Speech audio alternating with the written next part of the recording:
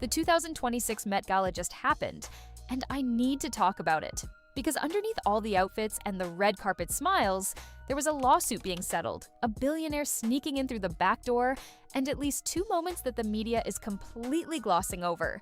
This wasn't just a fashion show, this was a whole situation. Let's get into it. Segment 1. The Kardashian-Jenner situation. Let's start with the family that somehow made matching look messy. Kylie Jenner showed up in a look that was supposed to be avant-garde and ended up looking like someone interrupted her getting dressed. The concept was there. The execution, not so much. And Kendall, same energy, same molded plate aesthetic, same dress falling off vibe.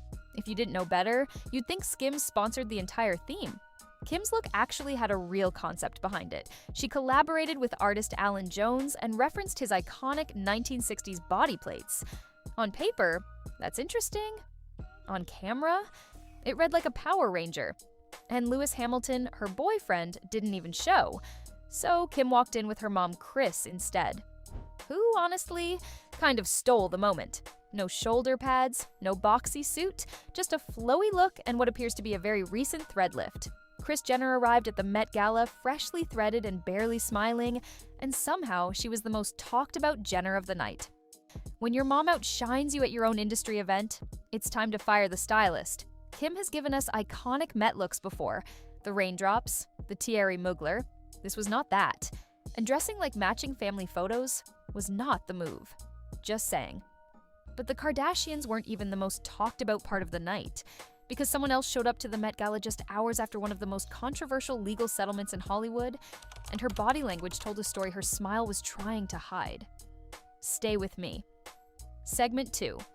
Blake Lively's calculated comeback. Just hours before walking the Met Gala carpet, Blake Lively and Justin Baldoni settled their legal battle. A case that had been building for 18 months, with dominant images of Blake walking in and out of a federal courthouse. And then, same day, she showed up at the most photographed event of the year in an archival Versace gown looking like nothing happened. Sources told TMZ that her Met appearance had been planned for weeks. She was Anna Wintour's invited guest regardless of the settlement. No money exchanged hands between the parties, so the timing wasn't orchestrated, but it sure looked like it was. Body language experts watching her on the carpet noted a reserved sadness, smiles that didn't quite reach her eyes, a composure that looked more like survival than celebration. Just saying. Here's my honest take. Blake Lively did not win that case. She escaped it. 10 of her 13 claims were thrown out before it even reached a jury. Showing up to the Met Gala the same day as the settlement wasn't brave, it was calculated. And whether it works or not depends entirely on whether the public is ready to let her back in. Personally, I think the jury, the real one, the internet, is still out. Just saying. Now, I want to talk about the person who technically ran the Met Gala this year, and it wasn't Anna Wintour. Because while Anna had the title, someone else had the money, and that someone arriving through the back door might be the most telling detail of the entire night. Keep watching. Segment 3. The Bezos problem. Jeff Bezos and Lauren Sanchez were the lead financial sponsors of the 2026 Met Gala. And according to eyewitnesses inside the room, Lauren was the gravitational center of the night. A Sona guest put it, Anna still had the title, but Lauren had the heat. People weren't chasing Anna's approval. They were chasing Lauren's money. Outside, protesters scattered fake urine samples across New York in reference to Amazon drivers being forced to urinate in bottles on their routes.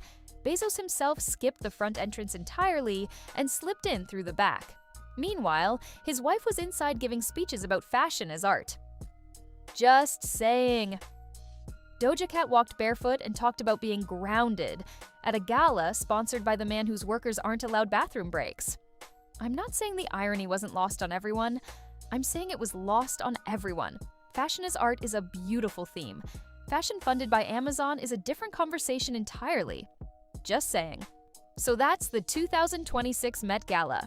Bad Bunny aged himself with prosthetics and somehow still looked better than half the carpet. Heidi Klum turned herself into a literal statue. And honestly, respect. And somewhere in all of it, Beyoncé brought Blue Ivy, broke the 18+ rule, and nobody said a word because it's Beyoncé.